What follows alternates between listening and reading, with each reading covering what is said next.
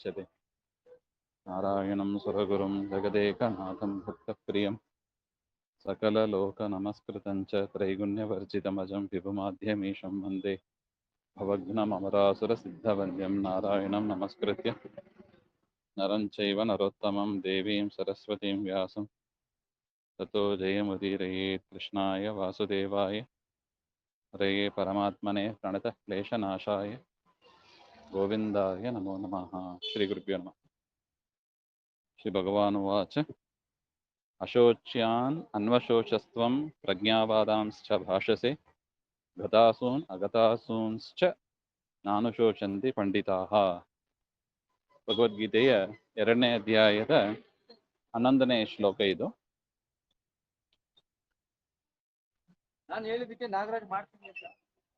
ಅರ್ಜುನನ ಪ್ರಶ್ನೆಗೆ ಪರಮಾತ್ಮ ಉತ್ತರವನ್ನ ನೀಡುವ ಭಾಗ ಇದೆಲ್ಲ ಇಲ್ಲಿಂದ ಪ್ರಾರಂಭವಾಗ್ತದೆ. ಶ್ರೀ ಭಗವಾನ್ ಅವದತ್, ಹೇ ಅರ್ಜುನ, ತ್ವಂ ಶೋಕಸ್ಯ ಅಯೋಗ್ಯಾನ್ ಭೀಷ್ಮಾದೀನ್ ಪ್ರತಿ ಅನುಶೋಚನಂ ಕರೋಷಿ. ಯಾರನ್ನ ಕುರಿತು ದುಃಖ ಪಡಬಾರ್ದೋ ಅವರನ್ನ ಕುರಿತು ನೀನು ದುಃಖ ಪಡ್ತಾ ಇದ್ದಿ ಅಂತ ಹೇಳ್ತಾನೆ. ಅಶೋಚ್ಯಾನ್ ಅನ್ವಶೋಚಸ್ತ್ವಂ, ಹಾಗೆಂಬುದಕ್ಕೆ ಅದೇ ಅರ್ಥ. ಭೀಷ್ಮಾದೀನ್ ಪ್ರತಿ ಅನುಶೋಚನಂ ಕರೋತಿ. ಪುನಃ ಪಂಡಿತ ಸದೃಶಾನಿ ವಚನಾನಿ ಚ ಭಾಷತೆ. ಪಂಡಿತರಿಗೆ ಪಂಡಿತರಂತೆ ಮಾತಾಡ್ತೀಯಾ ಹಾಗೆ ಅಂತ ಅರ್ಥ. ಆದರೆ ನಿನ್ನ ಮಾತು ಪಂಡಿತರಿಗೆ ಸಮ್ಮತ ಅಲ್ಲ ಎಂಬ ಅಭಿಪ್ರಾಯ ಅಲ್ಲಿದೆ. ತತ್ವಜ್ಞಾಹ ಪಂಡಿತಾತು, ಆದರೆ ಪಂಡಿತರು ಹೇಗೆ ಮಾತಾಡ್ತಾರೆ ಗೊತ್ತಾ? ಅವರ ಚಿಂತನೆ ಹೇಗಿರ್ತದೆ ಗೊತ್ತಾ? ಮೃತದೇಹಾನ್ ಜೀವಾತ್ಮನಶ್ಚ ಪ್ರತಿ ಕದಾಪಿ ನ ಶೋಚಂತಿ. ಹೇಗೆ ಸತ್ತವರನ್ನ ಕುರಿತು ಪಂಡಿತರು ಜ್ಞಾನಿಗಳು ದುಃಖ ಪಡೋದಿಲ್ಲವೋ, ಅದೇ ತರ ಸಾಯಲಿಕ್ಕಿರುವವರನ್ನು ಕುರಿತು ಕೂಡ ಜ್ಞಾನಿಗಳು ದುಃಖ ಪಡೋದಿಲ್ಲ ಹಾಗೆ ಅಂತ ಕೃಷ್ಣ. ಅಂದ್ರೆ ಒಳ್ಳೆ ವಿಚಾರ ಇದು. ಪರಮಾತ್ಮನ ಅನುಗ್ರಹದಿಂದ ಲಭ್ಯವಾದ ವಿಚಾರ ಇದು. ಮೊದಲು ಯಾರನ್ನ ಕುರಿತು ದುಃಖ ಪಡಬಾರದೋ ಅವ್ರನ್ನ ಕುರಿತು ನಾವು ದುಃಖ ಪಡ್ತಾ ಇದ್ದೀವಿ. ಇರಬಹುದು, ಸುತ್ತಮುತ್ತ ಇರಬಹುದು, ಬಂಧು ಬಾಂಧವರು ಇರಬಹುದು. ಅವರಿಗೆ ಏನಾದ್ರು ರೋಗ ಅಥವಾ ಮರಣದ ಹಾಸಿಗೆಯಲ್ಲೇ ಇರಬಹುದು, ಅಥವಾ ಮೃತರಾಗಿಲ್ಲ ಅಂತ ಇಟ್ಕೊಂಡು. ಮೃತರಾದ ಮೇಲೆ ದುಃಖ ಪಡಬಾರ್ದು ಎಂಬ ಅದು ಖಚಿತ. ಅದು ಯಾಕೆ ಏನ್ ಮಾಡಕ್ಕೂ ಬರೋದಿಲ್ಲ. ಕೆಲವು ದಿವಸ ದುಃಖ ಇರುತ್ತದೆ, ಆಮೇಲೆ ಹೋಗ್ಬಿಡುತ್ತೆ ಅಷ್ಟೇ. ಮನೆಯಲ್ಲಿ ಯಾರ ಮನೆಯಲ್ಲಿ ಇಲ್ಲ, ಎಲ್ಲರ ಮನೆಯಲ್ಲೂ ಮರಣಾಂಬಾದು ಬಂದೇ ಬರುತ್ತದೆ. ಅದರಿಂದ ದುಃಖಪಟ್ಟು ಆಗುವುದೇನು? ಈಗ ದುಃಖಪಟ್ಟು ಅವರು ಮತ್ತೆ ಬರ್ತಾರೆ ಅಂದ್ರೆ ಆಯ್ತು, ದುಃಖ ಪಡ್ತಾ ಕೂಡಾನ, ಅಳ್ತಾ ಕೂಡಾನ. ದುಃಖಪಟ್ಟರು ಬರ್ತಾರ? ನ್ಯಾಯ ಇರಬೇಕು ಅಂತ ಅರ್ಥ. ನ್ಯಾಯ ಇಲ್ಲ, ಅದರಿಂದ ದುಃಖ ಪಡೋದು ಬೇಡ. ಸುಮ್ಮನೆ ಯಾಕೆ ದುಃಖ ಪಡಬೇಕು ಹಾಗೆ ಅಂತ ಅದರ ಅಭಿಪ್ರಾಯ. ಅಲ್ಲ, ದುಃಖ ಪಟ್ಟರೆ ಮನಸ್ಸಿಗೆ ಶಾಂತವಾಗ್ತದೆ ಹಾಗೆ ಅಂತ. ದೇವರ ಚಿಂತೆ ಮಾಡಿದರೂ ಶಾಂತವಾಗ್ತದೆ, ದುಃಖ ಯಾಕೆ ಪಡಬೇಕು ಹಾಗೆಂತ ಪ್ರಶ್ನೆ.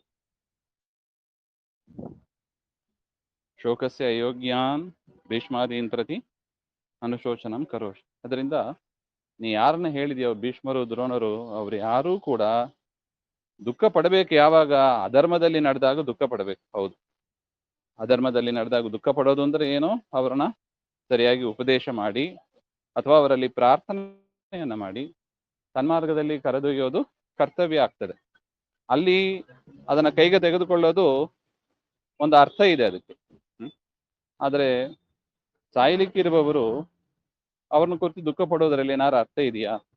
ಹೇಗೆ ಸತ್ತವರನ್ನ ಕುರಿತು ದುಃಖ ಪಡೋದಿಲ್ಲವೋ, ಅದೇ ರೀತಿಯಾಗಿ ಸಾಯ್ಲಿಕ್ಕಿರುವವರು ಇನ್ನೇನು ಕೆಲವು ದಿವಸಗಳಲ್ಲೋ ವರ್ಷದಲ್ಲೋ ಸಾಯ್ಲಿಕ್ಕಿದ್ದಾರೆ, ಅವರು ಅಂಥವರನ್ನ ಕುರಿತು ಕೂಡ ದುಃಖ ಪಡಬಾರದು ಅಂತ ಕೃಷ್ಣನ ಅಭಿಪ್ರಾಯ. ಇದು ಚೆನ್ನಾಗಿ ನಾವು ಯೋಚನೆ ಮಾಡಿ ತೆಗೆದುಕೊಳ್ಬೇಕಾದ ಒಂದು ನಿರ್ಧಾರ. ಯಾಕೆ ಅಷ್ಟು ಬೇಗ ಮನಸ್ಸು ಒಪ್ಪೋದಿಲ್ಲ. ಆದರೆ ಕೃಷ್ಣನ ಮಾತೇ ಸರಿ, ಅದೇ ದೊಡ್ಡ ಔಷಧಿ ನಮಗೆ. ಕೃಷ್ಣನ ಮಾತನ್ನು ಕೇಳಿದ್ರೆ ನಮಗೆ ಖಂಡಿತ ದುಃಖ ಆಗೋದಿಲ್ಲ. ಅದಕ್ಕೆ ಫಸ್ಟ್ ಸ್ಟೆಪ್ ಇದು. ಯಾವುದನ್ನು ಕುರಿತು ದುಃಖ ಪಡಬೇಕು, ಯಾವುದನ್ನು ಕುರಿತು ದುಃಖ ಪಡಬಾರದು ಅದನ್ನ ಚೆನ್ನಾಗಿ ನಾವು ಸೆಗ್ರಿಗೇಟ್ ಮಾಡ್ಕೋಬೇಕು. ಎಲ್ಲದಕ್ಕೂ ದುಃಖ ಪಡ್ತಾ ಅಳ್ತಾ ಕೂತಿರ್ಬಾರ್ದು. ಯಾವ್ದು ನಮ್ಮಿಂದ ದುಃಖ, ಅದಕ್ಕೂ ದುಃಖ ಪಟ್ರೆ ಆಗೋದೇ ಏನಿಲ್ಲ ನೋಡಿ. ದುಃಖ ಪಟ್ರೆ ನಮ್ಮ ಮೈಂಡ್ ವೀಕ್ ಆಗ್ತದೆ ಅಷ್ಟೇ, ಇನ್ನೇನು ಆಗೋದಿಲ್ಲ. ಪರಿಹಾರ ಹುಡುಕ್ಬೇಕು, ಅದೇ ಮುಖ್ಯ. ಏನಾದ್ರು ಒಂದು ದುರ್ಘಟನೆ ಆಯ್ತು, ಬ್ಯಾಡ್ ಇನ್ಸಿಡೆಂಟ್ ಆಯ್ತು, ದುಃಖ ಪಡ್ತಾ ಕೂಡಬಾರ್ದು. ಏನ್ ಮಾಡ್ಬೇಕು? ಪರಿಹಾರ ಹುಡುಕ್ತಾ ಕೂಡ್ಬೇಕು. ಪರಿಹಾರ ಏನಿದಕ್ಕೆ ಹಾಗೆಂತ ಯೋಚನೆ ಮಾಡ್ಬೇಕೆ ಹೊರತು ಅಳ್ತಾ ಕೂತಿದ್ರೆ ಅದು ಉಪಯೋಗ ಇಲ್ಲ ಹಾಗೆ ಅಂತ. ಜ್ಞಾನಿಗಳ ಅದು ಇನ್ನೊಂದು ಹೇಳ್ತಾನೆ, ಪಂಡಿತರ ಆ ರೀತಿಯಾಗಿ ಮಾಡೋದಿಲ್ಲ ಹಾಗೆ ಅಂತ. ಪಂಡಿತರ, ಜ್ಞಾನಿಗಳ ಉದಾಹರಣೆಯನ್ನ ದೇವರು ಕೊಡ್ತಾನೆ. ಅದಕ್ಕಾಗಿ ನಾವ್ ಹೆಂಗ್ ಬದುಕಬೇಕು ಅದೊಂದು ದೇವರ ಮಾತು. ಜ್ಞಾನಿಗಳು ಹೇಗೆ ಬದುಕ್ತಾರೋ ಆ ರೀತಿಯಾಗಿ ನಾವು ಬದುಕಬೇಕು. ಅವ್ರು ಏನೇನ್ ಆಕ್ಟಿವಿಟೀಸ್ ಮಾಡ್ತಾರೆ, ಅವ್ರು ಹೇಗೆ ತೀರ್ಮಾನಗಳನ್ನ ತೆಗೆದುಕೊಳ್ತಾರೆ, ಅದನ್ನೆಲ್ಲ ನಾವು ಅಳವಡಿಸ್ಕೋಬೇಕು ಹಾಗೆ ಅಂತ ಹೇಳ್ತಾರೆ. ಹೌದು, ಅವರು ದೊಡ್ಡವರು, ಮಹನೀಯರು, ಅವರಂತೆ ಐಡೆಂಟಿಕಲ್ ಆಗಿ ನಾವು ಮಾಡ್ಲಿಕ್ಕೆ ಆಗೋದಿಲ್ಲ, ಸಾಧ್ಯನೂ ಇಲ್ಲ. ವಾಯುದೇವ್ರು ಮಾಡಿದಂಗ ನಾವು ಮಾಡ್ಲಿಕ್ಕೆ ಆಗ್ತದೆ? ರಾಯರು ಮಾಡಿದಂಗ ಮಾಡ್ಲಿಕ್ಕೆ ಆಗ್ತದೆ? ಆಗೋದಿಲ್ಲ. ಆದ್ರೆ ಒಂದು ಸಿಚುವೇಶನ್ ಅಂತ ಬಂದಾಗ ಆ ಸಂದರ್ಭದಲ್ಲಾದ್ರೂ ಕನಿಷ್ಠ ಇದನ್ನ ಕುರಿತು ದುಃಖ ಪಡಬಾರದು ಅಂತ ಹೇಳಿದ್ದಾರೆ, ಇಷ್ಟು ತಲೆಗೆ ಬಂದರೂ ಸಾಕು ನಮಗೆ. ಭಗವದ್ಗೀತೆಯ ಮಾತು ಅಂತಹ ಸಂದರ್ಭದಲ್ಲಿ ತಲೆಗೆ ಬಂದರೂ ಎಷ್ಟೋ ಉಪಾಯ ಆಗ್ತದೆ. ಅಳ್ತಾ ಇರ್ತೀವಿ, ಈ ಒಂದು ಮಾತನ್ನ ನೆನಪಿಸ್ಕೋಬೇಕು. ಯಾರನ್ನ ಕುರಿತು ದುಃಖ ಪಡಬಾರದು, ಅವರನ್ನ ಕುರಿತು ದುಃಖ ಪಡಬಾರದು ಅಂತ ಕೃಷ್ಣ ಹೇಳಿದ್ದಾನೆ. ಹಾಗೆಂದ್ರೆ ಅದೇ ದೊಡ್ಡ ರೆಮಿಡಿ, ಅದೇ ದೊಡ್ಡ ಪರಿಹಾರ.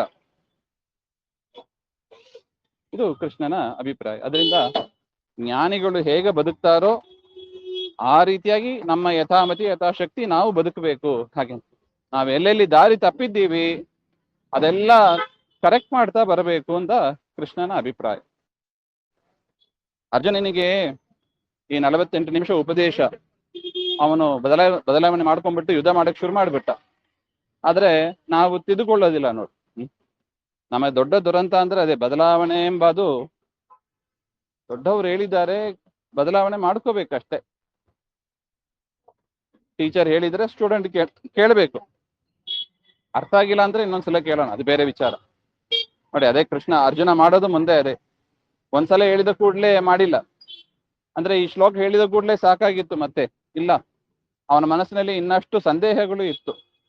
ಗುರುಗಳ ಹತ್ರ ಹೋಗಿ ಆ ಸಂದೇಹವನ್ನೆಲ್ಲ ಪರಿಹರಿಸಿಕೊಂಡು ಆಮೇಲೆ ತೀರ್ಮಾನವನ್ನ ತೆಗೆದುಕೋಬೇಕು ಎಂಬ ಒಂದು ಅಭಿಪ್ರಾಯವೂ ಇಲ್ಲಿ ಇದೆ ನೋಡಿ. ಇಲ್ಲಾಂದ್ರೆ ಈ ಒಂದು ಶ್ಲೋಕ ಹೇಳಿದ್ರೆ ಸಾಕು, ಮೊದಲೇ 2 ಶ್ಲೋಕ ಹೇಳಿದ್ದಾನೆ ಯುದ್ಧ ಮಾಡು ಹಾಗೆ ಅಂತ, ಈ ಅಧ್ಯಾಯದ ಪ್ರಾರಂಭದಲ್ಲೇ ಬಂದಿದೆ.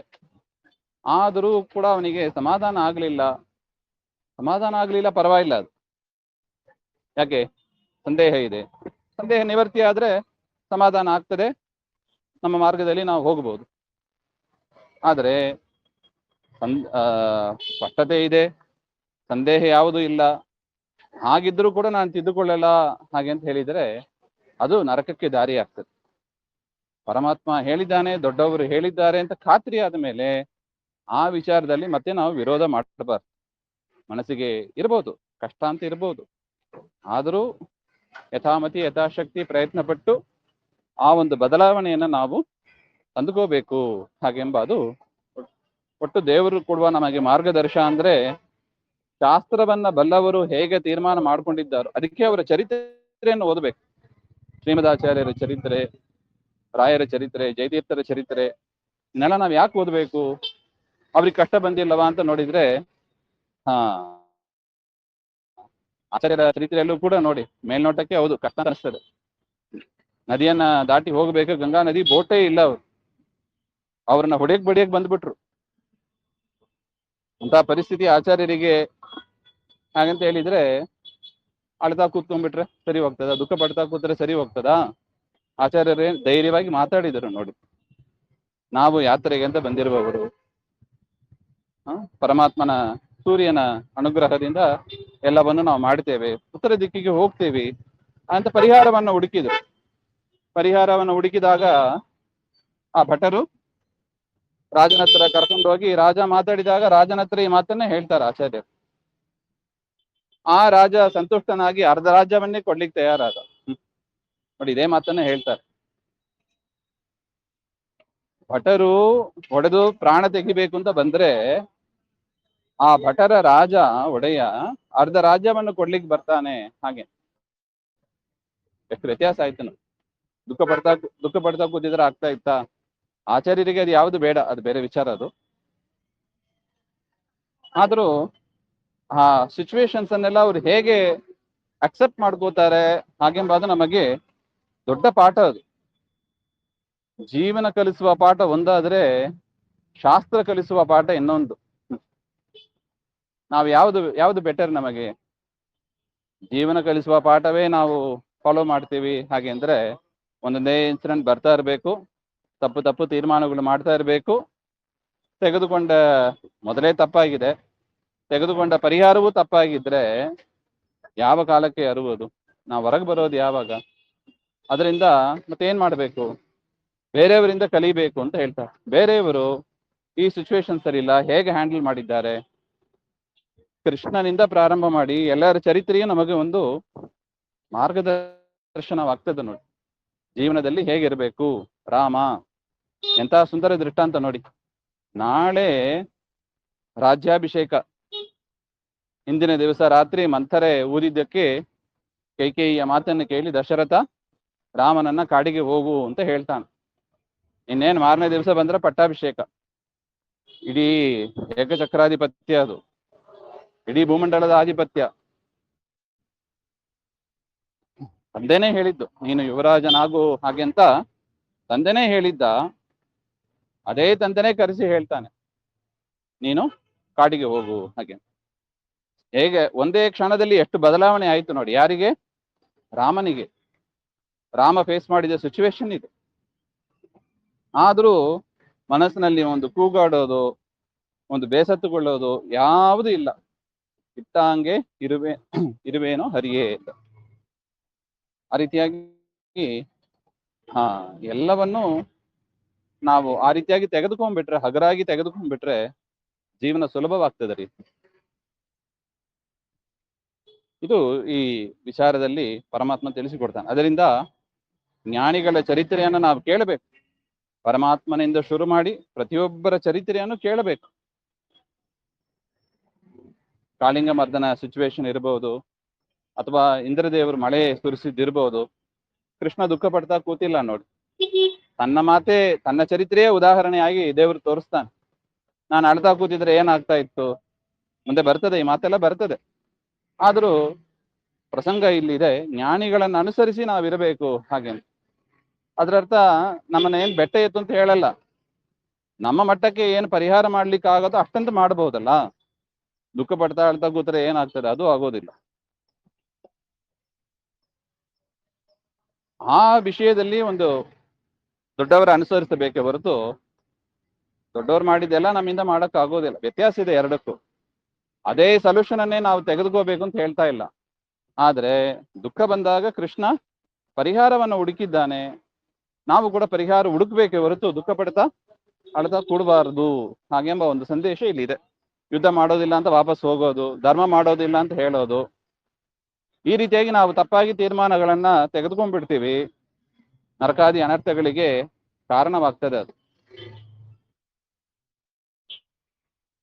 ಅಧರ್ಮ ಮಾಡಿದ್ರೆ ಮಾತ್ರ ನರಕವೇ ಹೊರತು ಪರಿಹಾರ ಹುಡುಕಿ ಧರ್ಮದಲ್ಲಿ ನಡೆದರೆ ಅದೆಂದಿಗೂ ನಮಗೆ ದುಃಖದಾಯಕ ಆಗೋದಿಲ್ಲ ನೋಡಿ. ಧರ್ಮದ ಮೇಲೆ ವಿಶ್ವಾಸ ಇಡಬೇಕು.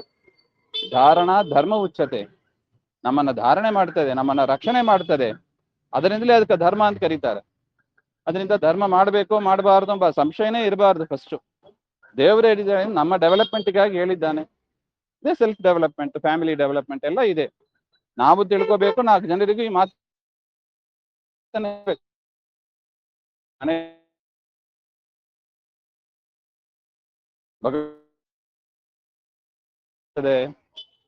ಬರೋದಿಲ್ಲ. ಯಾರೋ ಅವಮಾನ ಮಾಡಿದ್ರು, ಯಾರೋ ಬೈದ್ರು, ದುಃಖ ಪಡ್ಬೇಕು ಯಾಕೆ? ಮತ್ತೇನ್ ಮಾಡ್ಬೇಕು? ಜ್ಞಾನಿಗಳು ಏನ್ ಮಾಡಿದ್ರು ನೋಡಿ. ಪಾಂಡವರ ಅವಮಾನ ಎಷ್ಟಾಯ್ತು. ದೂರ ಸರಿಸಿದ್ರು, ಬೆಂಕಿ ಹಚ್ಚಿದ್ರು, ವಿಷ ಹಾಕಿದ್ರು, ಕೊಲ್ಲುವ ಪ್ರಯತ್ನ ಮಾಡಿದ್ರು. ಅವರಷ್ಟ ನಾವು ಅವಮಾನ ಪಟ್ಟಿದ್ದೀವಿ? ನಮಗಿಂತ ದೊಡ್ಡವರು ಎಷ್ಟು ಅವಮಾನ ಪಟ್ಟಿದ್ದಾರೆ. ಅವರೆಲ್ಲ ಬಿಟ್ಟು ಓಡೋಗ್ಬಿಟ್ರಾ? ಇಲ್ಲ, ಎಲ್ಲ ಎದುರಿಸಿದ್ರು ನೋಡಿ. ಒಪ್ಪಂದದ ಪ್ರಕಾರ ಕಾಡಿಗೆ ಹೋದ್ರೆ ಅದು ಬೇರೆ ವಿಚಾರ.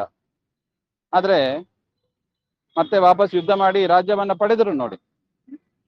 ಅದೇ ತರ ಈಸಬೇಕು ಇದ್ದು ಜಯಿಸಬೇಕು ಅಂತ ದಾಸರು ನಮಗೆ ಈ ವಿಚಾರವನ್ನ ತಿಳಿಸಿಕೊಡ್ತಾ ಇದ್ದಾರೆ. ಪ್ರಸಂಗ ಬಂತು, ದುಃಖ ಬಂತು ಹಾಗೆ ಅಂತ ಅಳತಾ ದುಃಖ ಪಡ್ತಾ ಕೂಡೋದಿಲ್ಲ. ಈಸಬೇಕು ಇದ್ದು ಜಯಿಸಬೇಕು, ಈಜಬೇಕು, ಕಷ್ಟಗಳನ್ನ ಈಜಿ ಮುಂದಕ್ಕೆ ಹೋಗ್ಬೇಕು. ರಾಯರ ಚರಿತ್ರೆ ನೋಡಿ, ಬಡತನ ಬಂತು ಅಂತ ಅಳ್ತಾ ಕೂತ್ಕೊಂಡ್ಬಿಟ್ರೆ ಅವರು. ಎಷ್ಟು ಬಡತನ ಬಂದರೂ ಸರ್ವಮೂಲ ಬಿಟ್ಟಿಲ್ಲ ಅವರು, ಟೀಕಾ ಗ್ರಂಥಗಳನ್ನ ಬಿಟ್ಟಿಲ್ಲ. ನಿರಂತರ ಚಿಂತನೆ. ನಾವು ಏನಾರು ಒಂದು ಆಯ್ತು ಅಂದ್ರೆ ಮೊದಲು ನಮ್ಮ ದುಃಖವೇ ನಮಗೆ ದೊಡ್ಡದಾಗ್ಬಿಟ್ಟಿದೆ ಹಾಗೆ ಅಂತ ಪಾಠವನ್ನ, ಧರ್ಮವನ್ನ ಓವರ್ಟೇಕ್ ಮಾಡುವಷ್ಟು ನಾವು ಚಿಂತೆಗೆ ಅವಕಾಶ ಕೊಟ್ಟುಬಿಟ್ಟಿದ್ದೀವಿ. ಚಿಂತೆಗೆ ಅವಕಾಶ ಕೊಟ್ಟದ್ದು ಯಾರು? ಡೋರ್ ಒಳಗೆ ಎಂಟ್ರಿ ಕೊಟ್ಟದ್ದು ಯಾರು? ನಾವೇ. ದುಃಖಕ್ಕೆ ಯಾಕೆ ಅಷ್ಟು ಎಂಟ್ರಿ ಕೊಡ್ತೀರಾ? ಅಷ್ಟು ಪ್ರೋತ್ಸಾಹ ಯಾಕೆ ಕೊಡ್ತೀರಾ? ಜ್ಞಾನಕ್ಕೆ ಕೊಡ್ಬೇಕು, ಧರ್ಮಕ್ಕೆ ಕೊಡ್ಬೇಕು. ದುಃಖಕ್ಕೆ, ಅಧರ್ಮಕ್ಕೆ ಯಾಕೆ ಪ್ರೋತ್ಸಾಹ ಕೊಡ್ತೀರಾ? ಇದು ಕೃಷ್ಣ ಕೇಳುವ ಪ್ರಶ್ನೆ.